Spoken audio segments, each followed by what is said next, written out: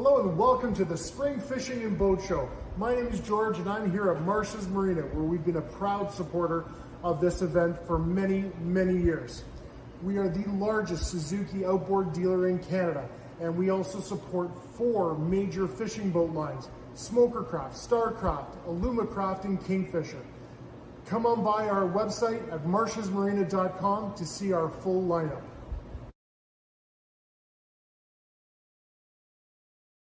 There are people who know that there's more to getting there than just getting there. Who know that going fast isn't fast enough, and who know living isn't the same as feeling alive. There are people who aren't afraid to stand out, make noise, make waves, and never look back. This one's for them. The Mercury 115 horsepower and 150 horsepower Pro XS outboards. Built to win tournaments. Designed to win your heart. Mercury, go boldly.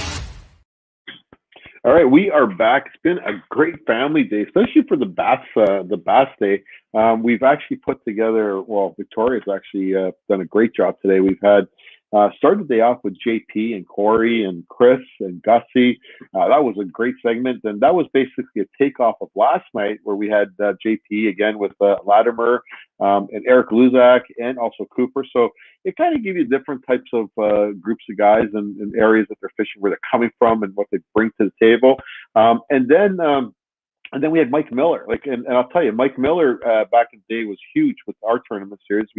His nickname, the Court of Kids, as I said earlier. And then it stemmed over to, we went to Oliver Nye and Nick Kuspis. And if you just tuned in or just tuned out of that, that was incredible amount of knowledge. And Nick is a great angler, and he's always willing to share everything in order to help benefit others around him. So it's one of our top Canadian Open anglers that is always willing to help new anglers. So, but there's no better way to wrap it up than what we're doing, because, you know, as a competitive sports fishing league in the tournament scene, the fish care has always been a big part of our tournaments, because when it comes to the fish, we look at them as partners, and we have to make sure that we're taking care of our partners, so we can continue to do what we do and let people enjoy the fisheries for years to come. So, and it's all good. So we work with companies like we work with guys like Bruce Tufts through Queen's University. We work with biologists from Georgian Bay all the way through the Kawarthas, all the way down to Kingston region, through Great Lakes and Kawartha Lakes. And it's all very, very positive. So, it takes, actually, it brings me to this point where I'm so happy to bring our next guest up, because he's very qualified. I've had the opportunity to work with Jason. Victoria, you want to bring Jason up on the screen for me, honey? And I'm going to introduce you right now. Jason Bernutz, ladies and gentlemen. I don't know how much more qualified you get than this. Jason, how are you, buddy? I'm doing good, Andy. Thanks again. It's been a great weekend, man. This has been a fantastic, thanks to you and everyone behind the scenes. It's been great. I've enjoyed not just listening in at home, but I've been out ice fishing for 2 days, and I might have used up quite a bit of data in the ice hut watching some of the great seminars. So it's been a fantastic weekend, buddy. It's all good. Thank you very much. You know what? It's always been a pleasure working with you in the past, and we're looking forward to continue to work with you in the future. Just a little bit about yourself and your history. Like, what do you do for a living? Not trying to play in the spot. No, for sure. Actually, so my full-time job, my title is Aquatic Science Biologist. I work with Fisheries and Oceans Canada, so it's a federal job. I actually study fish, and most of the research that I do is not on game fish. It's actually on species at risk and endangered fish species. But part of the job that I have to do is I go around Ontario conducting research on these fish, and I get to sample and catch. Geez, Andy, I see up to 100 species of fish a year. So I do a lot of work at the Royal Ontario Museum as well, teaching biologists and technicians to identify different fish species. So all the stuff you and I do with bass is really like out of my passion for fishing, because I grew up as an angler. And so in the end of the day, I'm happiest, even though I'm on the water with my job, I'm happiest with a fishing rod in my hand. But I will take a net from time to time, if you know what I mean. That's pretty cool. So real quick, so you said across Ontario, is ocean fisheries just for Ontario, or is that like a coast to coast type of deal? So Fisheries and Oceans Canada has offices across Ontario, but also across the country, of course. So we're mainly established on the coast, But the Great Lakes are thought of as one of our coasts, right? So we have the Pacific, the Atlantic, the Arctic, but we also have the Great Lakes. And so I actually work out of the Great Lakes Lab for Fisheries and Aquatic Sciences, big name, and that's out of Burlington. And we work all across the Great Lakes, Bay of Quinte, Lake Erie, Lake St. Clair. And in fact, a lot of the work I do is in the river systems in southern Ontario and in the wetlands too, like Rondeau Bay, Lake St. Clair, Long Point Bay, those places. So even though our home base is Burlington, we work all across Ontario, and we have a sister office in Sault Ste. Marie that sort of covers the northern part of the lake. So Lake Superior and the North Channel of Lake Huron. So, but we're not a very big group. Us science folks, we're there's only about 30 or 40 of us, but we cover a large area. And the data we collect goes towards managing fish stocks. It goes towards looking at climate change, invasive species, all kinds of stuff. And we work really closely with the Ontario Ministry of Natural Resources, of course, because they are the main fisheries managers in Ontario, and Fisheries and Oceans works very closely with them. You know what? That's amazing, dude. I didn't realize, what all the stuff you just told me. And the museum thing's pretty big too. So it's a lot of credentials there. But you started actually, just for kids before we get into your presentation, because I think it's good because people don't realize, why should I go to Fleming College? It's just to be a game warden. There's so many different opportunities, and you've actually gone into, like, you started working at the Federation of Anglers Hunters, like we talked about that the other day. Very impressed, dude. Honestly, I get more and more impressed every time I talk to you. I'll give you the 2 minute. It's called the elevator talk. If you and I got an elevator ride, I got 2 minutes to tell you about me. So my career elevator talk is, in grade 13, I wanted to take co-op. I had two choices: Bell Canada or the Long Point Region Conservation Authority. I chose the Conservation Authority because I like working with fish. But the career road to get to where I am is a long one. And in the end of the day, I'm happy that I chose what I did, but boy, it's a long road. I went to Fleming College, and then I went to Trent University. But all the summers that I wasn't in school, I worked all kinds of different jobs across Ontario. I spent 2 summers working on Rice Lake. Like, the annoying kids that talk to anglers every day? I did that for 2 summers, 95 and the summer of 2000. So like I've done every crappy job. I've gutted fish. I've processed rotting things. Dude, I've done every crappy job out there. But in the end, it's got me to where I am. And what I like about my job now is I work a lot with students, university and college students. And I've seen some of them come through the ranks and become biologists and technicians and scientists, which gives me a lot of pride as well. So I really enjoy watching new fisheries professionals come through the ranks, and a lot of them have come from Fleming College. But there's lots of great colleges out there. I'll put Fleming first, but Niagara College, Seneca, there's so many that have great environmental programs. But it's tough to beat my love, which was the Frost campus in Lindsay. That's where I started it all, for sure. Wow. Dude, like I said, you never cease to amaze me. Every time I talk to you, I learn more about you. Like, holy smokes, I didn't know he did this and did that and everything else. So that is pretty cool. And thank you for what you do. So that's because I know it's over and beyond. I've seen you work with the Federation, the OBN. You worked with us. You worked with other tournament organizers, and you've done a great job everywhere you've been. And hopefully, you're going to be able to teach some people today how to take care of the fish. And I'll see you towards the end of this episode. Right. You know how it works. Ladies and gentlemen, you're in good hands. Jason Bernutz. There you go. Take it away, buddy. All right. Thanks, everyone. Okay, here we go. Hopefully this works. Okay. Thanks, Victoria.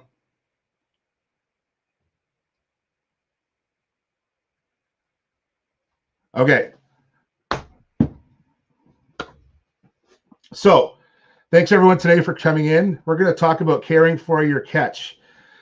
So what is caring for your catch? Well, I'm going to talk to you about a lot of different fish care techniques. I get asked a lot of questions about fish care and how we can better care for our fish. And at the end of the day, what I want to do is try and educate anglers. And we'll talk about tournament care towards the end of this presentation, but I really wanted to talk about just general fish care for all species. So we're going to talk about angling techniques, basically how to land a fish properly, tools for catch and release, measuring fish, photographing your catch, and then tournament care. So let's talk about hook type. So there's lots of different hooks. And if you paid attention this weekend, you have heard a lot of the great seminar speakers talk about various types of hooks for various types of applications. I have 3 examples here, 3 common examples when you're fishing with, live bait, for example, live bait hook. It's got a couple barbs on the shaft of the hook to help hold the bait on. A treble hook, which is common with a lot of lures. A circle hook is a hook that a lot of anglers may not be familiar with. But what I find is with a circle hook, it really allows for better catch and release, because circle hooks are actually designed to be caught. And when you pull the hook to set the hook, or actually you don't really pull like a hard yank, it's more of an easy pull. You can actually set the hook into a fish and into the corner of its mouth, as opposed to deep hooking it. Circle hooks were developed for a lot of saltwater fisheries, and I use a lot of circle hooks if I'm fishing with live bait for a lot of species during the year, such as, catfish and even panfish in the spring, suckers, and other species. So those are your 3 hook types that are common. But we have to be careful of all these different hooks. And one thing I'll recommend is, if you're going to be doing a lot of fishing, especially with live bait, don't be afraid to go with barbless hooks. Barbless hooks make fish removal easy, all right? Also, it's a very safe option when you're dealing with inexperienced anglers, such as children or even inexperienced adults. Because if anyone has had close calls with hooks, you know what I'm talking about. Trying to remove an embedded hook is pretty painful. Getting hooked with a hook is pretty painful. But pinching down the barbs, especially when you're fishing with inexperienced anglers, and especially with youth, it really makes it more enjoyable when you don't have to worry about a trip to the emergency room. So barbless hooks can be achieved. You don't have to buy them barbless. You can just take a set of needle nose pliers and just flatten that barb down. It only takes a second, and it's going to save you a lot of hassle. And I really enjoy it when I do a lot of volunteer work with kids and fishing derbies. And so when kids are catching a lot of panfish like rock bass and pumpkin seeds on live bait hooks, it's really nice to pinch those barbs down, and it makes it easy for myself. And often I'll pinch the barbs down if I see parents struggling with removing fish from hooks. Live release can be achieved with just some of these simple steps. Okay, live bait versus artificial bait. So I do use a lot of live bait, and I do use certain hooks for that live bait, like circle hooks. But the market is so full of artificial bait that it really allows us to, we don't have to use live bait. And in fact, minnows, for example, in this slide on the far left here, those aren't always readily available to anglers across the country. In Ontario, we have a very busy live bait industry, but in other provinces, minnows are not sold. You can use salted minnows, for example. Night crawlers or earthworms are probably the most common live bait used. Leeches are being used. We've gotten away from using crayfish and frogs because of species at risk, and also because of invasive species like rusty crayfish. But there's so many good alternative artificial baits out there to use. In these examples here, like a Berkeley power minnow is a fantastic bait that, whether it's a 1-inch power minnow or like a 4-inch power minnow, I use them year round for a lot of different species. And Gulp Alive is a great product that really can outfish live bait. And I'll give you an example of how Gulp Alive can outfish live bait and make it easier for you as an angler to release your fish. The one that's pictured here is a Gulp slow crawler, and what you do is, if you use that on a slow rolling, slow death hook, okay, what you can do is when you bring that fish into the boat, the Gulp bait will still be intact. You can quickly release that walleye and get back down to depth to catch your next one, as opposed to having to thread a night crawler back on that hook. And so a lot of trips I've done to Northern Ontario and Northern Quebec for walleye fishing, that Gulp crawler has caught me a lot of fish, and I've literally outfished friends in the same boat that are using live bait, because I'm able to actually catch more fish per bait and have my line in the water longer. So just a tip, good for the fish and good for the angler. Using appropriate gear. When you're targeting larger species, and we've heard this over the weekend, like muskellunge and northern pike, use the gear matched to the species. This will increase the chance of survival if practicing catch and release. You see a picture here of an Abu Garcia Toro Beast muskie reel, and pictured is my good friend Brent Bocek. And Brent spends a ton of time chasing muskies through the year. He'll be the first one to tell you to match your gear to the appropriate species, especially when it comes to muskie. We want to get those fish hooked, landed, and back in the water as quick as possible. That may not seem very sporting to some, but for so many anglers, especially muskie anglers who thrive on catch and release angling, they really want to make sure that fish goes back unharmed. So using the appropriate gear can reduce the fight time and will increase fish survival. Okay, so appropriate gear. Weather conditions. What do I mean by weather conditions? Well, hot and cold weather can impact fish catch and release success. How does that happen? I got two pictures here for you. The picture on the left is our son Trevor. That is actually Lake Erie, and you can see we're along the North Shore, shallow water. That was the hottest day of 2020. I think the Humidex was in the 40s. This was in the evening. It wasn't as hot. So on that particular day, we wanted to go out. We waited until the temperature started to drop. This picture was taken at about 7 o'clock in the evening. Even then, it was still quite hot. So all the fish were caught quickly and released quickly. We brought them to the net as quick as we could just to reduce that stress.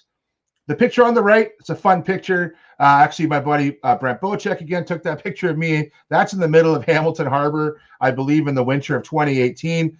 I was actually on a pretty cool pattern catching channel catfish on jig and spoons. And, you know, catfish is something you don't expect to catch ice fishing. But, you know, one thing I really realized that winter was how important it was to get those fish back. Catfish have very sensitive skin, as well as their barbels are very sensitive to the cold. And in these cold conditions, anytime you're fishing in cold conditions, you want to release those fish quickly. A lot of anglers right now are out ice fishing, you know, standing outside taking pictures of your prized lake trout or prized whitefish. If you're planning on releasing those fish, please take those pictures quickly. Best to take those pictures inside of a warm shelter. What's nice too is actually having videos like GoPro cameras and such that you can capture all of that with very limited handling of the fish at all. So just some tips for hot weather and cold weather when it comes to fish handling.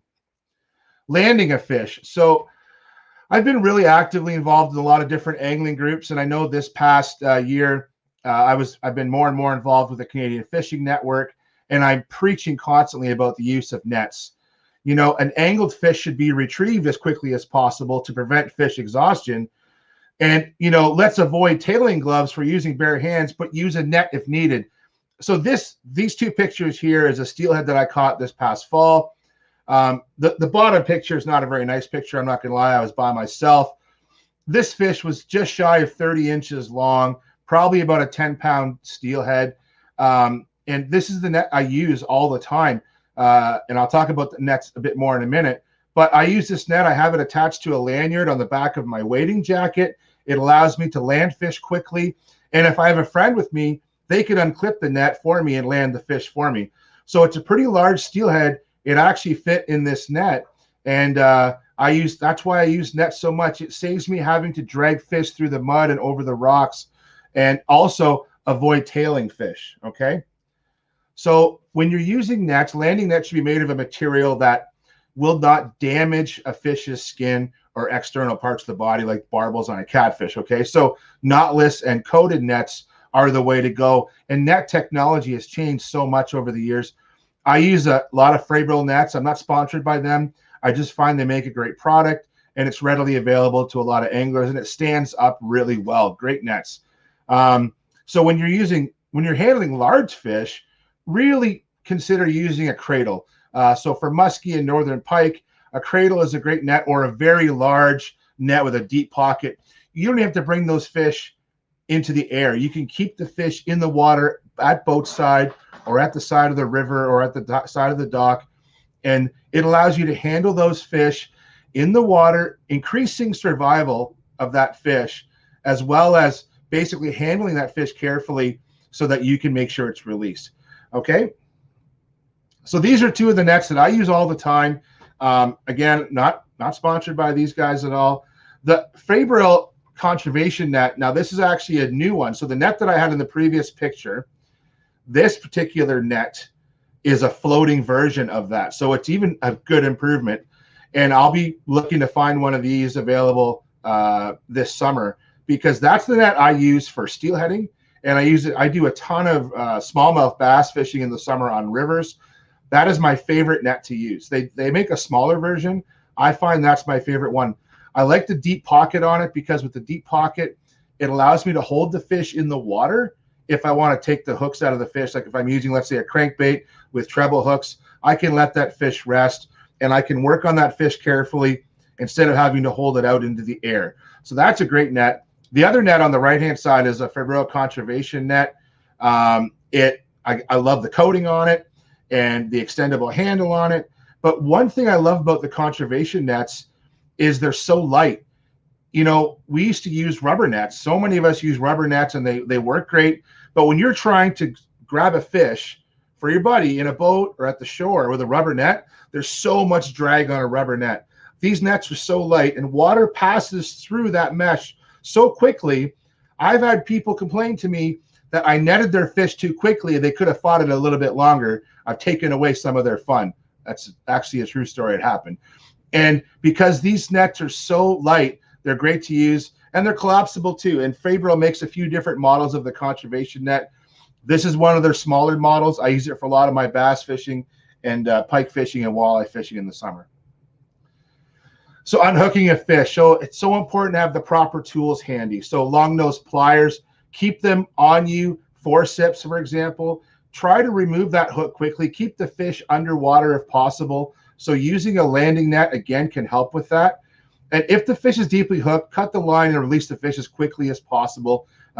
You know, these are all different situations, all different scenarios based on the type of lure and type of fish. But we'll walk you through some of the important tools anglers should consider having. So, of course, pliers. Pliers are an important tool that you should always keep handy.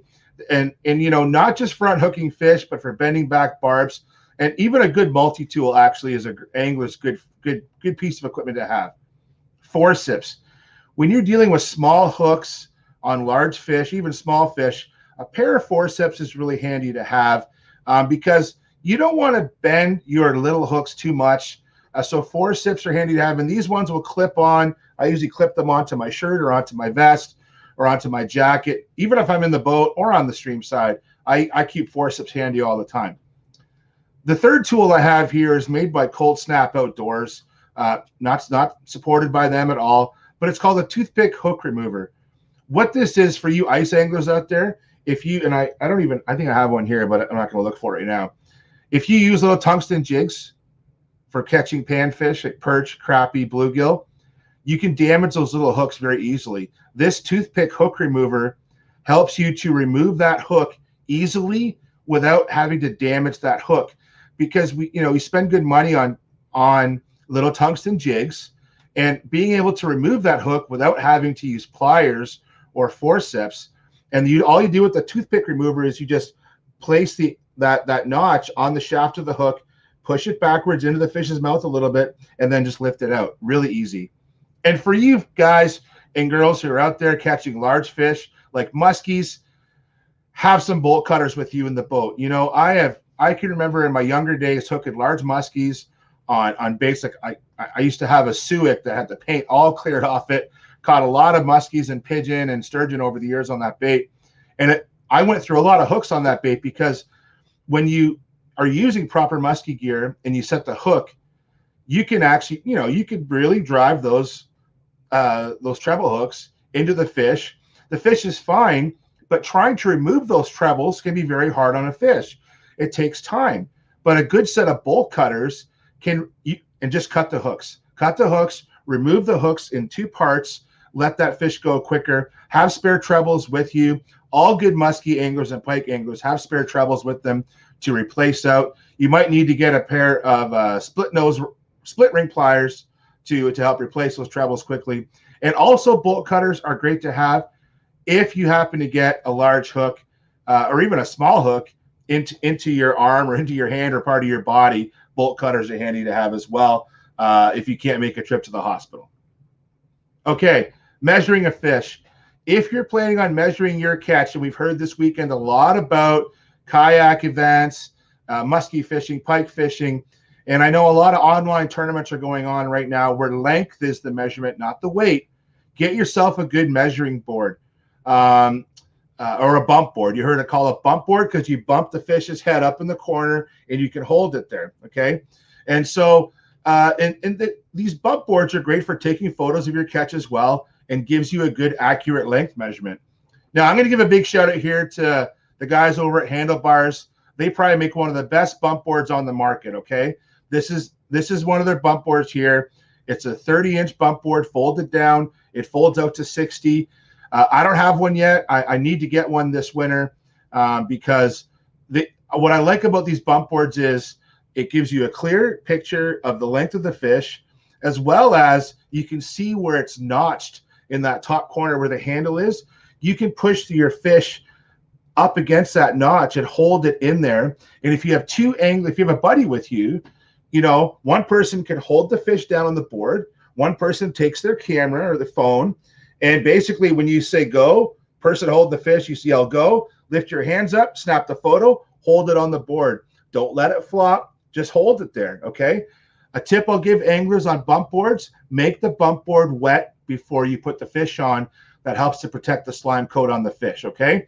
Again, a great piece of equipment, a good investment, and these bump boards will last you for a long time. Shout out to Handlebars, great guys and girls down there. Photographing your catch. So this is a big thing too. We need to take better pictures of our fish. I'm not going to go through pros and cons of how to get the better picture. I'm going to talk about fish care with your pictures. So if you can, keep the fish in the water as much as possible to minimize air exposure, okay? Never place your fingers through the gills or in the eyes of the fish. Avoid holding fish only by the jaw, as this may damage the jaw. So you see here, that's our daughter Stephanie last summer, and she's holding the fish. She's cradling it. Stephanie, I have so many great pictures of her where she's literally holding the fish like this because she really wants to not drop the fish. She understands to not drop it. It's made for some really awkward but cute pictures, but she wants to hold that fish tight to her body as she can, and that's what she's doing right here. She's trying to relax, but she's so worried about dropping that fish. Hold the fish horizontally and support the body to avoid damage to internal organs, and always use wet hands. A lot of my job, I'm handling fish, hundreds, thousands of fish in a day sometimes. Always have wet hands. It just avoids damaging the skin of the fish with that slime coat. And have the camera ready, landing fish to minimize air exposure. And if possible, photograph the fish while in the water or do a quick lift.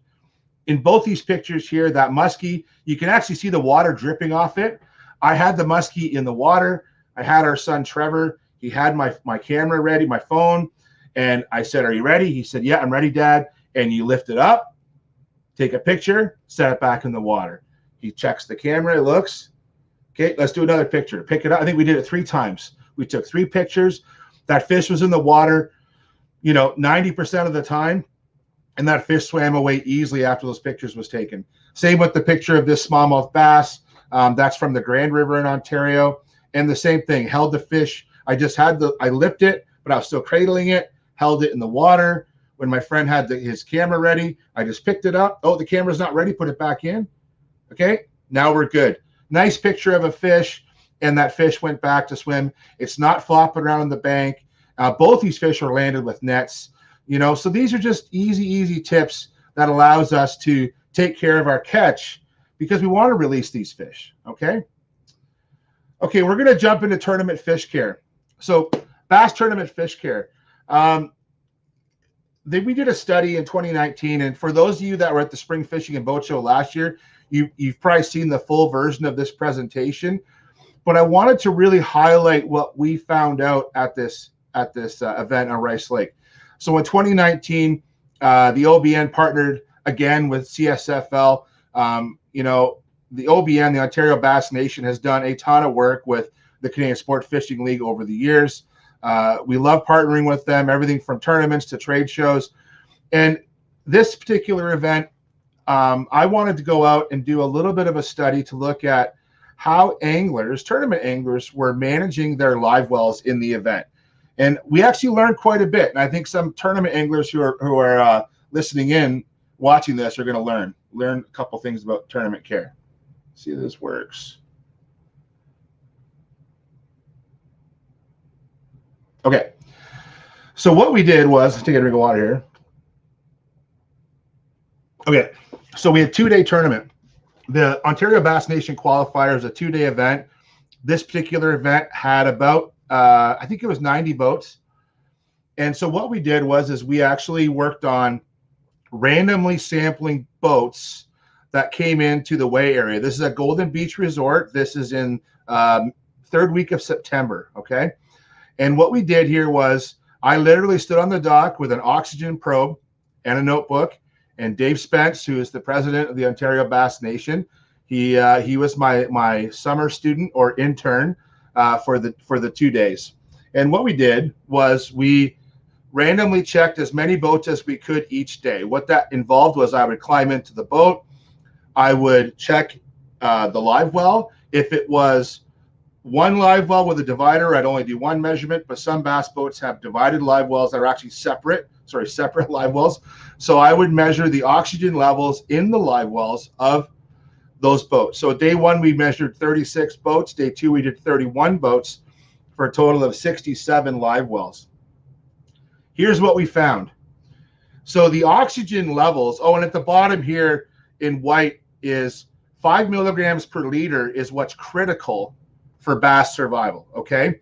And approximately at the tournament site in the marina, which a lot of anglers thought would be pretty poor oxygen, it was 8.7 milligrams per liter on average each day, okay?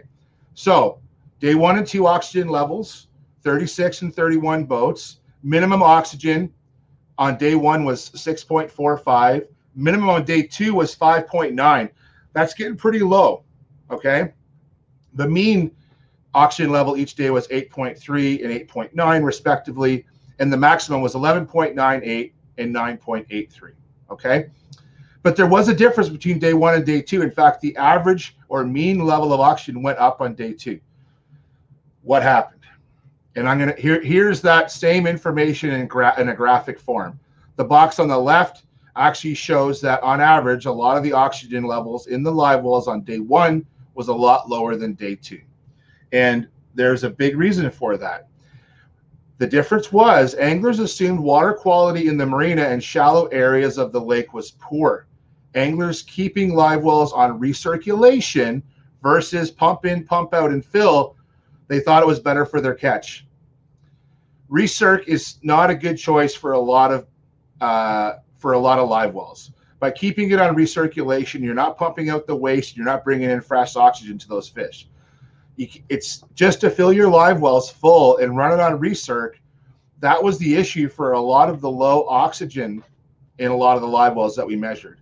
And why it changed was on day 2, we communicated that message to a lot of the anglers, and we asked them, hey, try running your boat instead of on recirc, run it on auto, pump in, pump out. You know, every boat's different, so know your boat. But in the end, we saw an increase in live well, basically an increase in live well care on day 2, which was really, really good to hear. Okay. So again, the other part of I want to mention here is communication with the organizers. So, you know, if you're organizing a bass tournament, make sure that at the end, you know, if you know what your site is. So if I don't care whether you're a club or a large organization, make sure that you know what your site is. You know, and Andy and I will talk about when this is done, when this presentation is over, but understand the history of the site. The time of year can vary. So this particular location in the summer, the oxygen levels may not be as high. But I think it's important for tournament organizers to communicate with the participants to decide what is the best way to manage their live wells for the particular, basically for the particular environment that they're faced with. That includes the weather, the canal, the boat ramp area. What are they dealing with? What is the best way to manage those live wells for what they're faced with? And And all that comes down to is basically having an oxygen meter on hand to measure those differences, and communicate any challenges that if the organizer feels that anglers should be filling up their live wells out in the lake to bring that fresh water in, and then when they come into the marina to run it on recirculation, that's an important message. Let's relay that message to the anglers. And in most cases, this is happening, okay? But it's just a reminder how important that is. Okay, we're going to talk about barotrauma and fizzing. So what is barotrauma? Okay, so this is a kind of a controversial topic for some, but we're just going to go through it here best we can. And it's something that we could talk about at length, but I'm going to try and summarize this in a few slides. So some fish species, such as bass and walleye, do not have the physiological means to release a buildup of air in their air bladder when they're caught from deep water, okay? Because the air bladder is elastic, it resists stretching, but gradually succumbs to pressure and it will expand, preventing fish from swimming back down. Immediate release from moderate depths, 20 to 30 feet, typically causes minimal problems. These are guidelines. I've seen fish that suffer from barotrauma that are caught in less than that depth, and I've seen fish be released without issue in greater depths than that. Every fish is different. Humans are different. But it's up to anglers to manage those fish in their live wells best they can, understand the signs and symptoms of barotrauma and how to manage it, okay? Holding a fish at the surface for several minutes or in a live well makes successful release more difficult. And I want to comment on, in the previous presentation with Nick gave some great advice. Don't box your fish, ride around the lake all day, and take pictures at the end. That's really hard on fish. You don't need to do that. Just please, fish go through enough as it is. I really believe that it's important that as anglers, if it's in a tournament, you're not doing anything wrong. But I think there's a question about, let's just release fish as we catch them, take your photos, and let them go. I think that's the easiest way to do it and best for the fish. So we're going to keep going in here with barotrauma. So obviously we talked about overinflated air bladders, abnormal pressure on vital organs.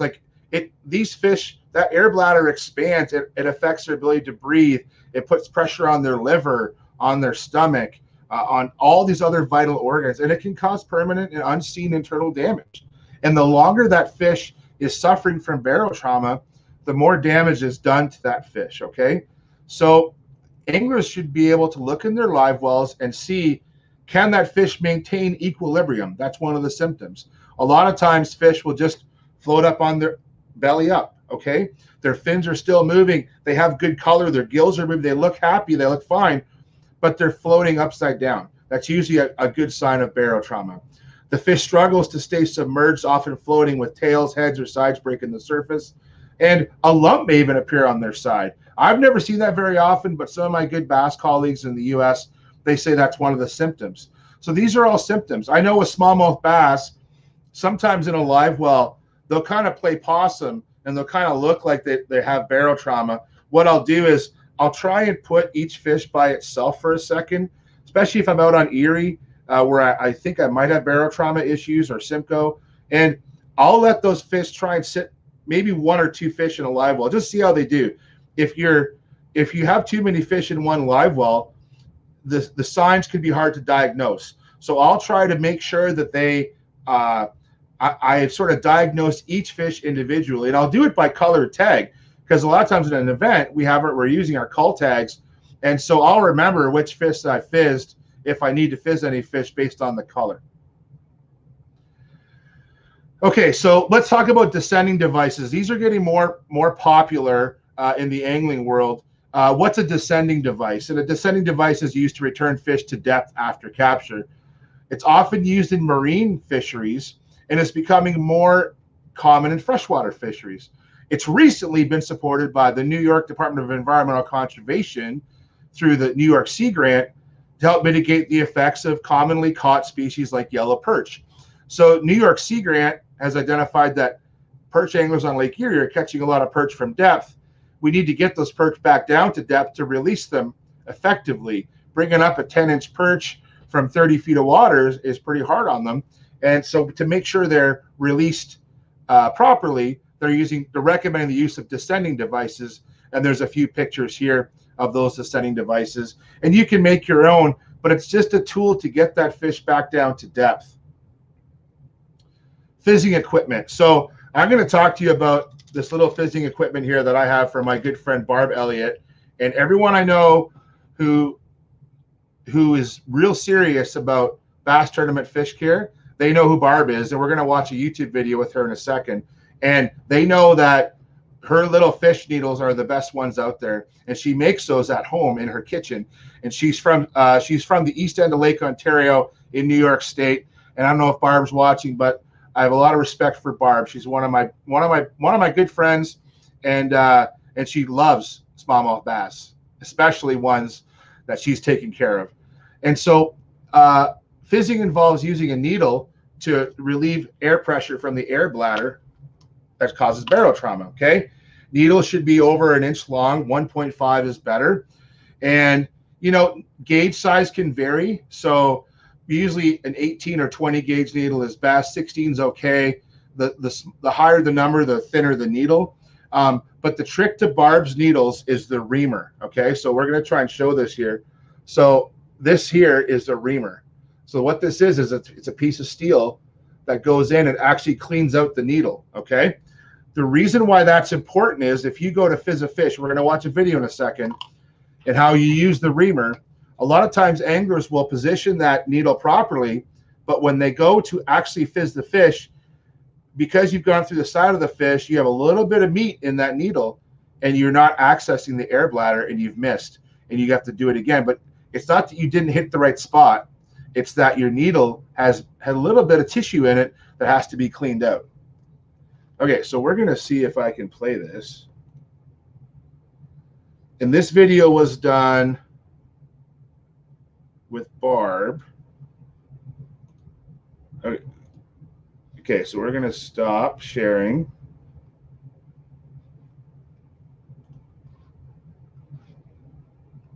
And end that. Just taking a break here for a sec.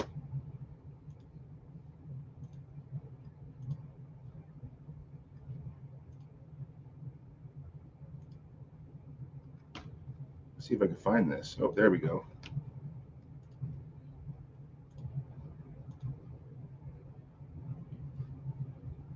We got it. We got it. Okay, here we go. We're going to start this again. Here we go.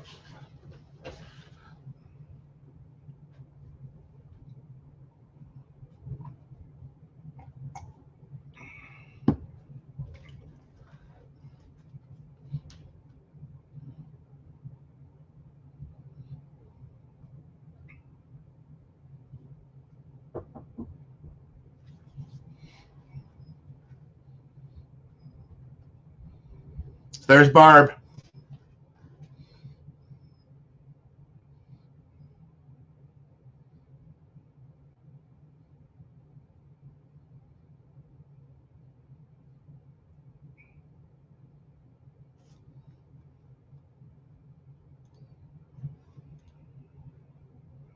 So we're saying we're no sound.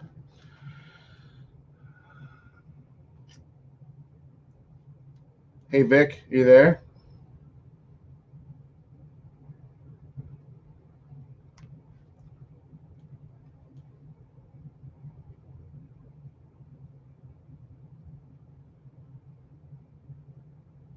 Well, maybe we won't be able to play today. I'll see if Victoria.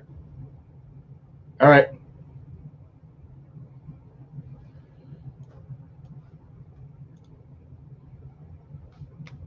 Well, let's see. Andy.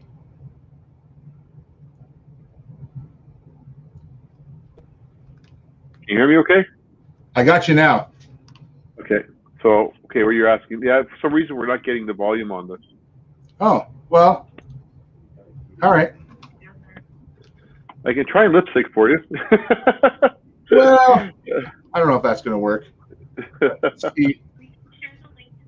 But we can share the link to the feed, and then she could put it up, she said. Yeah, why don't we try that? Can you do that, Victoria? Yep. think so. Okay.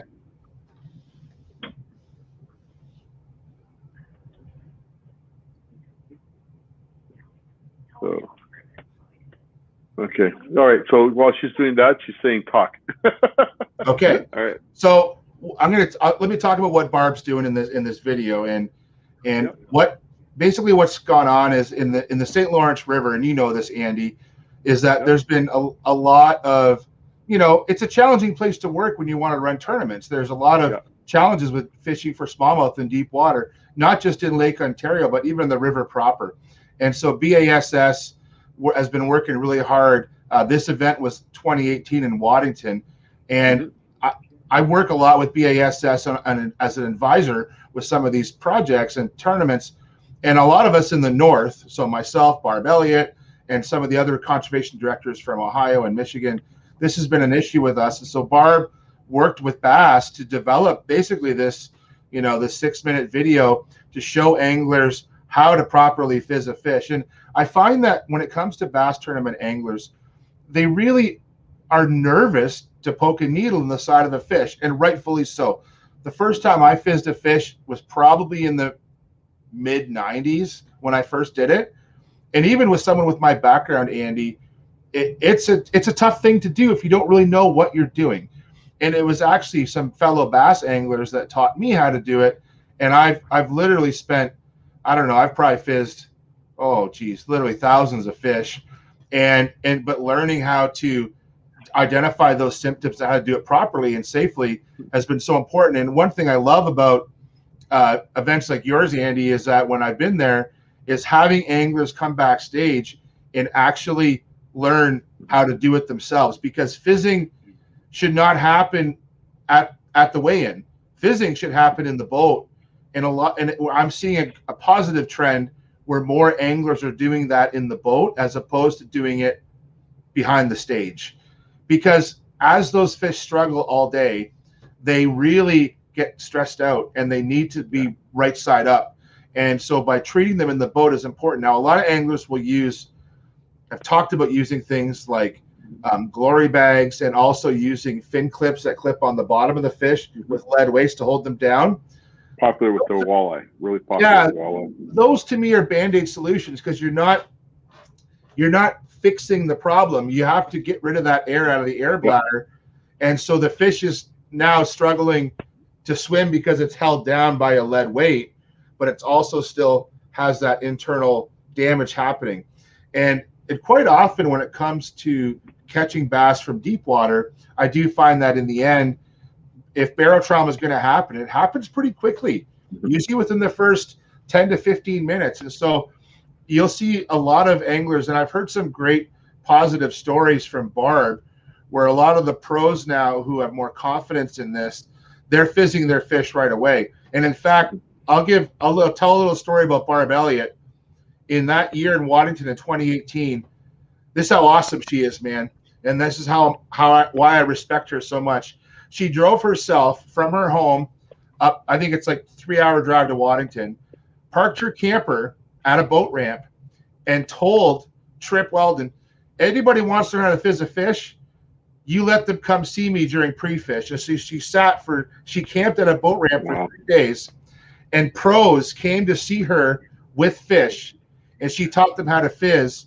And on the 3rd day of pre-fish, all the pros that year had to take a class with Barb on how to fizz fish. And there's a famous video that kind of went viral, as viral videos go, where John Cruz went back to the live release boat with Barb and basically interviewed her with his cell phone. And I forget how many thousands of views it got. And it's just fantastic because, Andy, it raises the awareness. I don't have to tell you. It frustrates you when anglers don't fizz their fish and take care of their fish properly, because it's more work for you as a tournament organizer. You know that. But if we can teach anglers to take better care of their fish, it's better for the fish, and it makes our jobs a lot easier when we're running events, right? So it's easier. It's better for the fish, and at the end of the day, I really do feel bad that they have to even be put in that position. They shouldn't be put in that position, And if if you're targeting fish from depths where you feel like hey, that's gonna happen, then you should be you should be ready to take care of them, right? And, people got to realize that, 20 feet of water, a fish could be needing to be fizzed. And people have to understand that 20 feet is the length of your boat on its end. It's not that deep, right? So when you are fishing these depths or deeper, then you should at least try. And in Bosman, guys, don't stick around to go over to the live release boat. We're going to be bringing in a lot of smallmouth today. Here we go. And this We're back video in. is going to be about smallmouth. All right, Victoria, you're on. You want to? Yeah, put it on. Put it on. Well, I want to watch this too. So yeah, this will be good. Care and how to avoid mortality.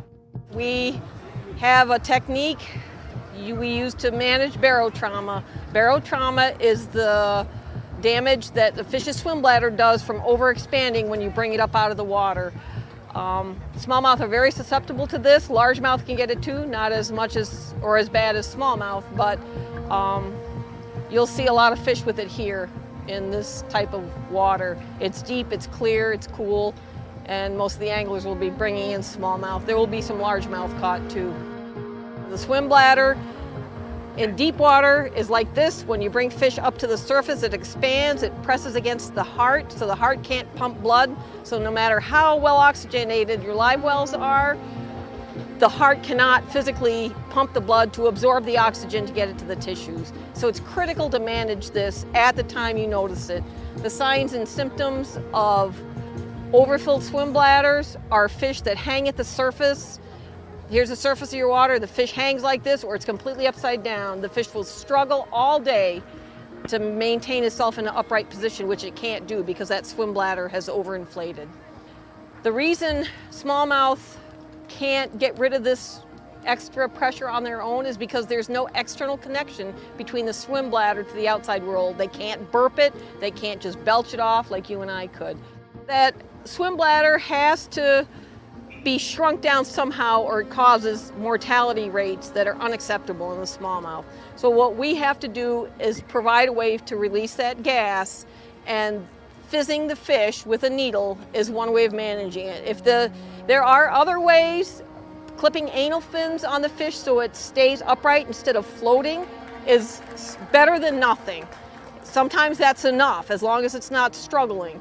But in a fish that severely has too much gas in its air bladder, we need to do something proactively as early as possible in the tournament day to maintain the survival of that fish. But here's a fish that definitely will benefit from fizzing. You can see the eyes are an orange pale color. It's upside down, it cannot right itself, it's trying to swim. Those are all indications of a fish that needs fizzing. So we're gonna go on its non-injured side here. See, it has an injury there. Could be from something natural, it may not be, I don't know. And we have the needle with the reamer right here. That reamer is in place before you fizz the fish. It just floats back behind the bevel. In a smallmouth, there's two indicators you need. There's one, two, three, four. From the base of the fourth spiny ray back towards the anal pore, you draw a line, and then where it intersects coming off this pectoral fin. And each fish is a little different. If you lay this fish up on something flat, you can see where the curve of that fish is. And for people that are just starting, that's sometimes, if I were just eyeballing it, I would pierce that fish right here. But we're going to use the landmarks, like we said, the base of the fourth spiny ray. 1, 2, 3, 4. So it goes from here to the anal pore. Right there is the anal pore. From that line to here. You put the bevel, the shaved point of the needle up. You sneak it under a scale. Just pierce the skin. It should pierce fairly easily. Then put it straight up and down and pull that reamer out, and you get bubbles like that. Now the hardest thing, the technique is easy. The hardest thing is to judge when that fish is neutrally buoyant. See how it still floats at the surface? He's going to feel better and get stronger as his heart's more able to pump the blood throughout his body.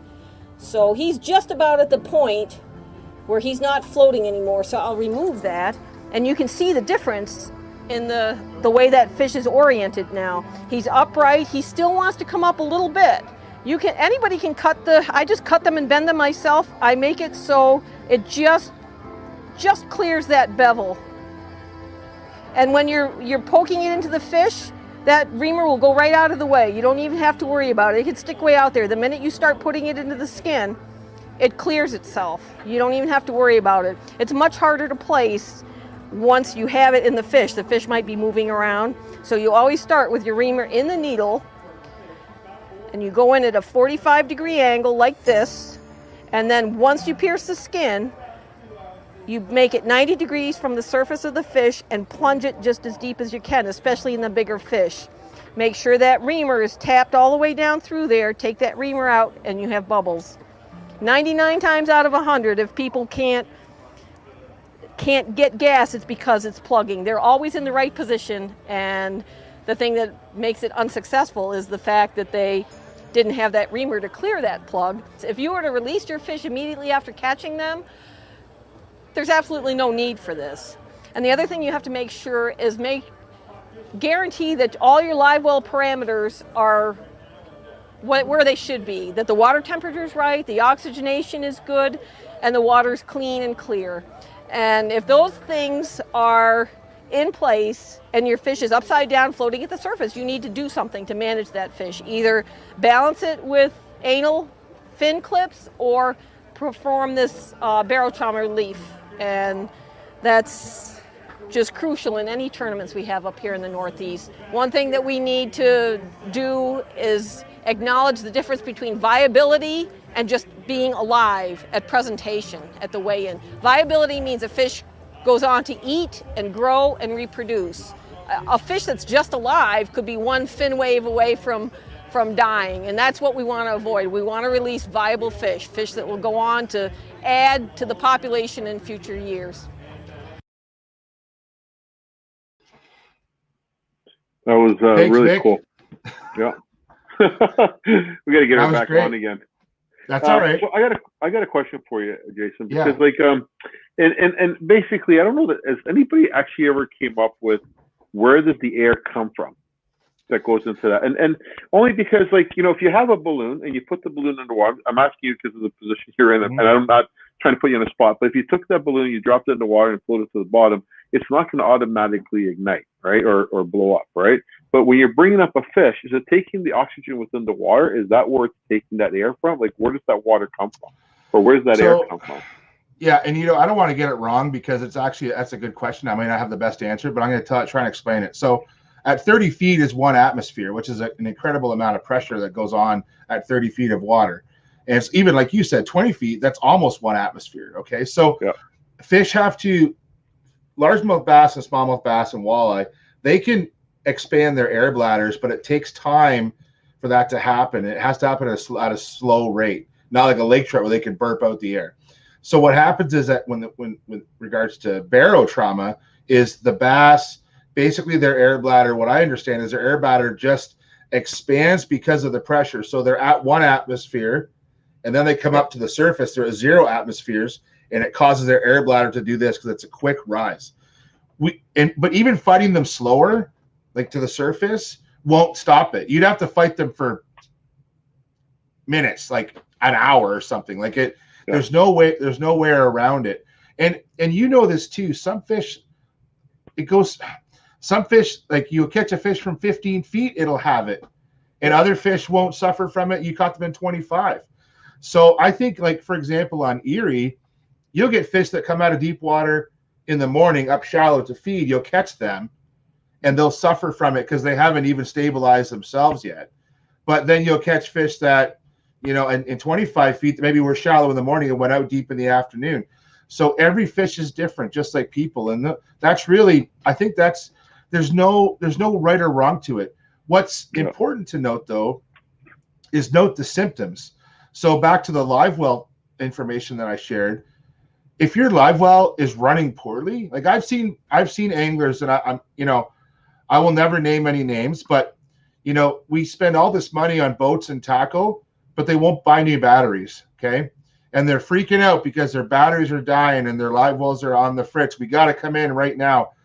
And you find out their batteries are 5 years old, okay? Yeah. Or they haven't changed their pumps and their live wells for a few years. And honestly, like, you know, and you have to maintain those pumps. You got to clean them out. They get full of debris, especially if you're doing lots of angling, right? Mm-hmm. All these things contribute. So I've seen guys come in saying, oh, and girls, my fish need to be fizzed. It's like, no, they don't. Your live wells are not running very well. I bet your oxygen level is the bigger problem here as opposed to barotrauma. Does that make sense? So just because the fish is floating sideways in the live well doesn't mean it's suffering from barotrauma. It could be suffering from a poorly managed live well. But fresh batteries, fresh water, new pumps, all that kind of stuff is so important. And even for anglers, carrying a spare pump with you with a hose that you could clip to your, because if you can't get fresh water in your live wells, it makes for a bad day.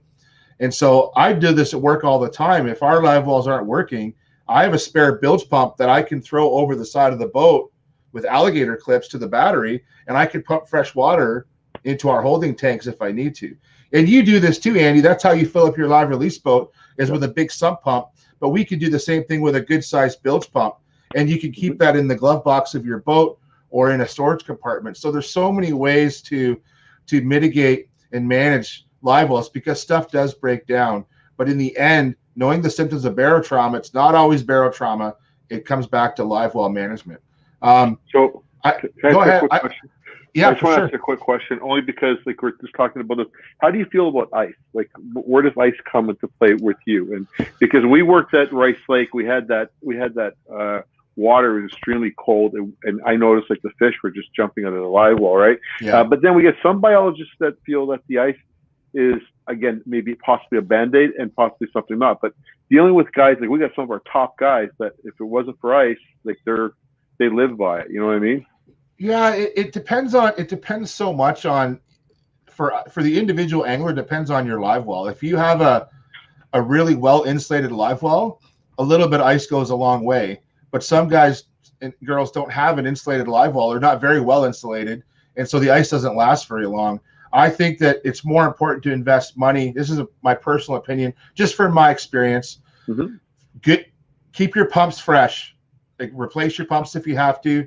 Keep that fresh water coming in, and let the water pump in and out as much as possible.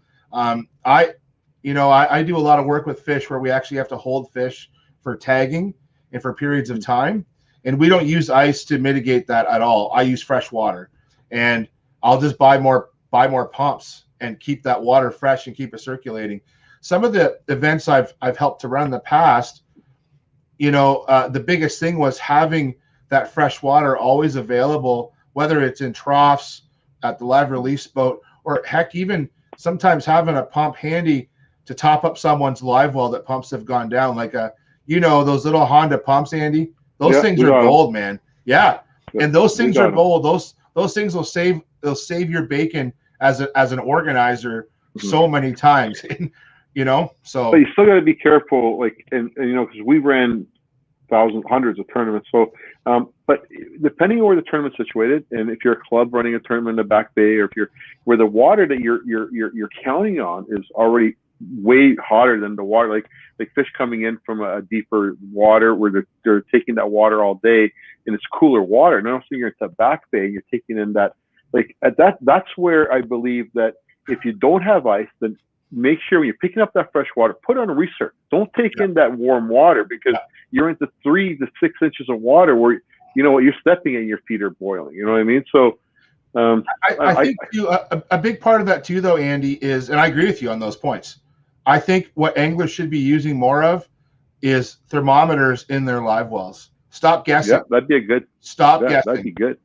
With all the technology we have right now, why don't we have electronics companies, Lowrance, Humber, Garmin, I don't care who, why are we not developing probes for live wells? So I know that my live well temperature all day long, because we're guessing. It's like I stick my thumb in the water. Oh, that feels warmer than over here. And we know it's different, but how different is it? If we can keep, and then maybe we don't even need ice, but maybe we do, but we don't know. We're guessing. And so we're like going about it blind. Whereas if we knew what the temperature was, and so a cheap way to do it is those stupid blue pool thermometers that float. Yeah. I know guys who use those. I've even seen guys use, those cheap little weather stations you buy from home, like with the external probe. I've seen guys stick those in their live well and then attach the screen to the compartment beside the live well. So you open up that lid and I can tell my live well temperature. So, and those are fairly inexpensive. And if they get beat up, you just buy another one. But those pool thermometers are pretty good too. So that's my tip for a lot of guys and girls out there fishing competitively, and you're going to be taking care of your fish. Get a thermometer for your live well. I think that takes the guessing game up. But then if you need ice, right? Now, ice, if you're going to use ice, and this too, here's a water bottle, okay? So at home, get yourself, I love the big milk jugs or a big jug of orange juice with the screw cap. Keep that frozen, or a 2-liter pop bottle, stick that in your live well. That will last longer than a bag of ice any day. And a lot of my good friends who are tournament anglers, they will have 2 or 3 frozen 2-liter bottles ready to go. And if they need ice, they just take it out of their cooler, stick it in their live well, and it floats. And then if there's any chlorine or other contaminants in that bottle, it's not going to leak out into their live well. So it's win-win. It's true. It's true. And I don't know if you've been following our stuff, but a couple of years back, people have a different perspective on the whole ice situation. We've actually implemented at certain temperatures where we make it mandatory, and not necessarily that they're going to use it, but like you said, hey, if you don't have it to use, then you don't have it to use. So if you have it within your means, then it's there to use, right? So for us, for our organization, we just kind of feel it to be a little bit more. So I got a few questions. That have come in. So one question was, and you probably might even know the answer: pouring carbonated drinks over fish's gills, would this be enough to prevent fish from dying? So this was actually covered by a good friend of ours, Gord Pliers, and he discussed it in one of his articles, and then I believe he kind of retracted on it because he took a little bit of heat from some of the experts, like Bruce Tufts and a few others, kind of chimed in on it. It doesn't work that well. It's a bit of an old wives' tale. It's not really optimal to do. I'm not going to go into why, but I recommend not doing it. That's what I recommend. When handling a fish, people talk about protecting a slime coat. Are lip grips good idea? So lip grips are a good idea if you use them properly. Do not dangle a fish from a lip grip, okay? I use lip grips for handling catfish that I catch, and sometimes walleye if they're deeply hooked, but I'm not hanging them from a lip grip. I'm using the grip to open up their jaw, and I'm still supporting the weight of the fish, right? And even my daughter is not the best for handling fish. I bought her a little mini lip grip so she can hold her fish up, and she doesn't feel bad. But to hold a fish solely with a lip grip is not good for the fish. You will do damage to that fish, so don't do that. I talked about holding fish horizontally, vertically. Horizontally is better. Oh, catfish. Okay, so one of the questions I get asked a lot is how to handle the catfish. Okay, so let's go through some catfish handling. I'm going to give you the quick lowdown. Can you die from getting spiked by a catfish? Not in North America, okay? So there's different species of catfish in North America. The ones we see in Ontario there's the bullheads, yellow, black, and brown, channel catfish, and there's other ones called mad toms. Mad toms are little tiny catfish. They grow about literally less than 10 inches long, and they do have venom in their spines, mad toms, but it's like getting stung by a hornet or a wasp, and it does sting, and it does sting, but most anglers don't encounter them. You're seeing bullheads or channel catfish. Now, the smaller the bullhead and the smaller the channel catfish, the sharper their spines are. They don't have venom, but what happens is if you get pricked by one, usually because the fish slime, it gets in that little hole, and you might get an infection, so it'll get red. So always use polysporin on catfish spines. Now, if you're going to hold a catfish, here's what I recommend. I'm going to try and do this here to explain this. So these 2 fingers, I push up against the spines, and the top spine, the dorsal spine, goes right here. So I'm literally holding it, 1 spine here, 2 spines here, and I'm gripping it, and don't release your grip. because when they start to thrash, you'll get pricked. A good glove to use, and Paul Powis mentioned this glove, the Kevlar glove from Rapala, the fillet glove. If you're doing lots of catfishing, keep one of those in your tackle. I don't recommend using a tailing glove because it is hard on fish slime, but catfish spines are hard on people. So if you do need to handle catfish, make sure you do it safely. But if you can get a hold of them and grip them properly so they can't flop, you can manage those spines. And the last thing I wanted to mention was, no, that's it. I covered all the questions I have. That's it. Dude, you're an amazing job. Doing an amazing job. I see a question in the chat room here for Bill. Touch on cleaning your live wells. So clean your live wells every year. Clean your boat. And check your pumps every year in your live wells and your bilge pump. You know, I'm going to tell a story about a buddy of mine locally who thought his bilge pump worked because he heard it working in his garage. He never actually checked if water was coming out of it. He just heard it humming. And he fishes Lake Erie all the time. He went out one day in late November, stuffed a wave, and his bilge pump wasn't working properly. That's not good. So check your live well pumps and check your bilge pump and check them regularly to make sure they're working. Because if you're fishing in Ontario, especially through the seasons, you want to make sure those pumps are working, not just for your fish, but for your own safety to get those bilge pumps working too. So, and another tip too, if you are changing your pumps, right? I would suggest they're about $30 each. Change them all and make them all the same. So that way, if you run into a situation with water coming on board, if you're using proper clips, you can easily take it off your live well, plug your live wells, and save yourself by pumping your boat. So just great tip, Andy, because pumps that are like, so if you have dual bilge pumps and dual live well pumps, let's say, and they get the same amount of use, when one goes, the other ones are probably going to go soon. You might as well. It's like changing your batteries in your your smoke detectors, right? If you're going to change one, you might as well change them all. And the pumps are fairly inexpensive, and that's a good tip because I've been in situations where I've had bilge pumps fail, and I've actually had water coming in the boat because the pipe broke, and because I had all the same pumps in the boat, I was able to swap one out and get back to the dock safely. That's a great tip, Andy. Good job, buddy. That was awesome. I come up with one every once in a while. That was good.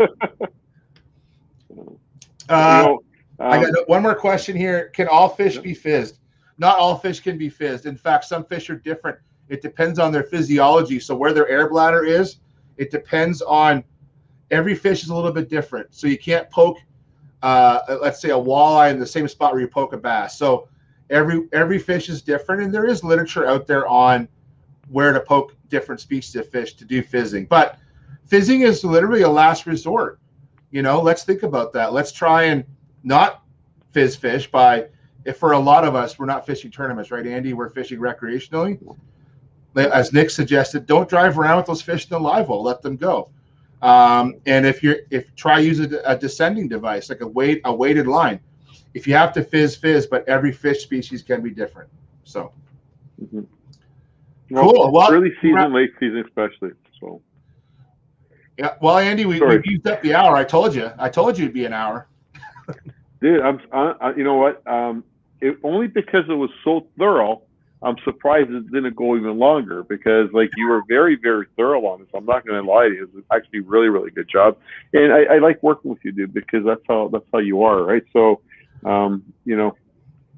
I think this industry, the tournament scene is blessed to have you being a part of it. So thank you very much. I think everybody does a lot, was overwhelmed beyond other through passions and everything else. So that's a great thing. The OBN's very, very lucky to have you. So it's all good, dude. So it's just like I said to all the guys that are fishing tournaments, don't ever be afraid to reach out to Jason or myself, and whatever we can offer you. And as far as I'm there, I'm always available to any kind of questions to help you out.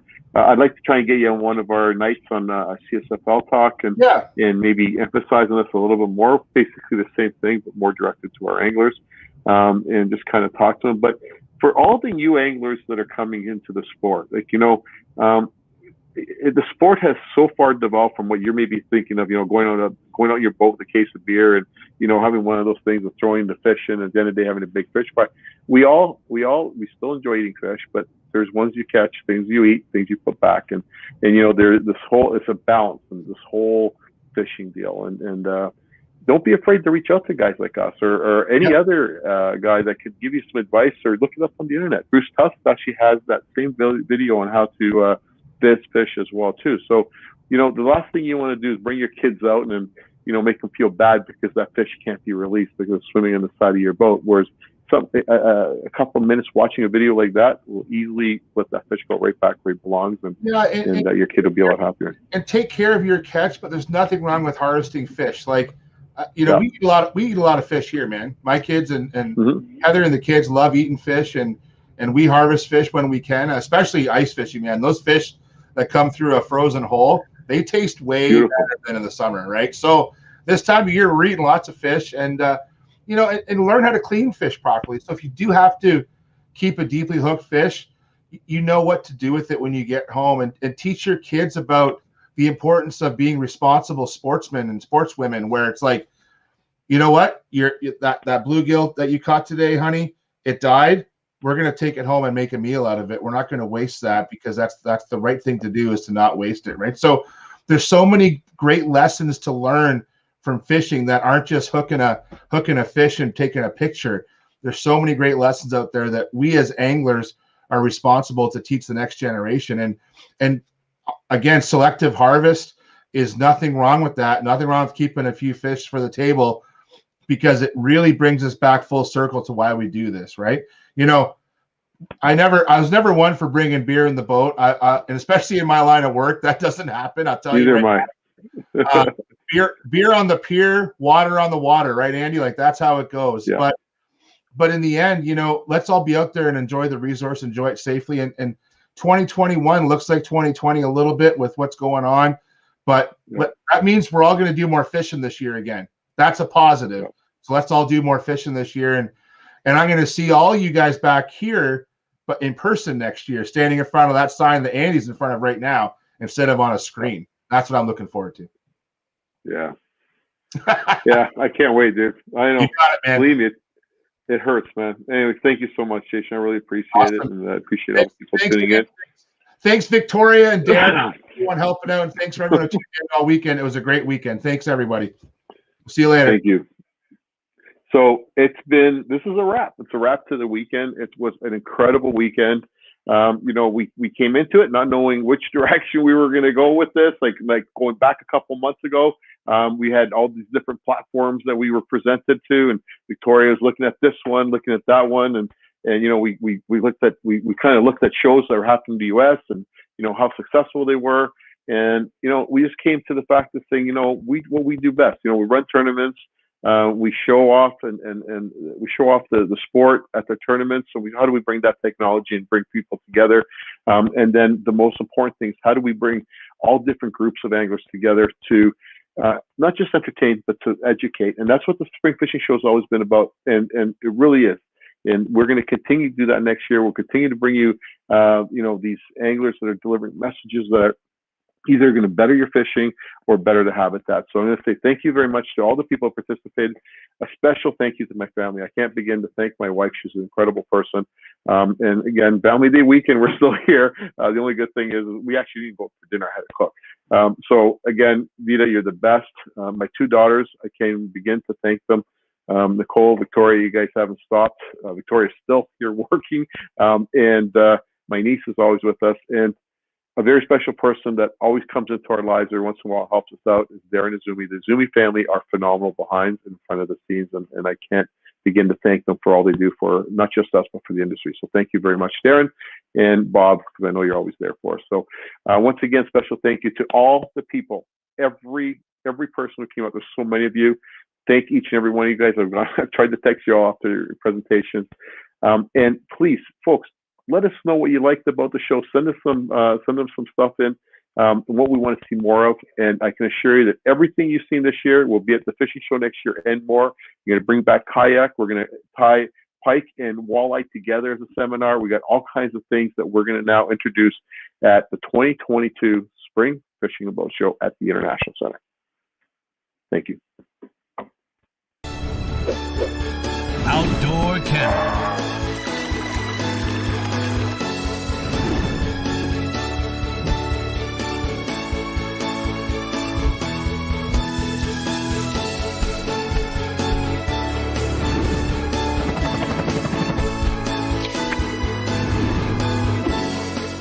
miss a single issue of Canada's only national hunting and fishing magazine. Subscribe to Outdoor Canada today.